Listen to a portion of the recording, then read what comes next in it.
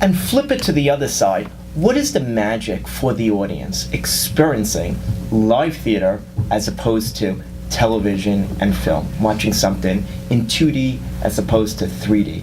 Well, it's living.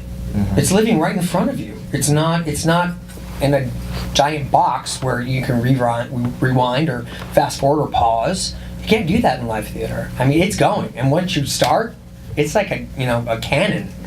It's nonstop. And things can happen, lines can be dropped, or it's been wild with our show. Some standbys, the standbys for our show have been going on.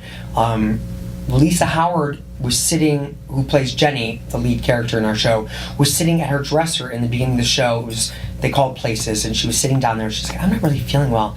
And then something happened with the automation. They were testing the automation with the doors, because the doors open and close in the show. And something went wrong, so they had to test it. So we held for about 5 minutes. And thank God we did, because she said, I'm not good. She went to the wings and threw up. Within 2 minutes, her standby had to go get into costume, get into makeup, and start the show. That's the same thing happened with Tyne. Tyne's standby had to go within 3 minutes of the show, and they killed it. And you know what? I think an audience loves that.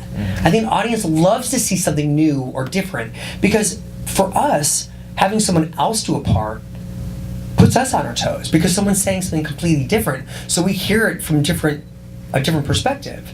So we're living more in the moment, which is great. I mean, I love when standbys go in or understudies go in, because it's a new thing, and the show goes by so quickly because you're playing the show and it's a whole new experience.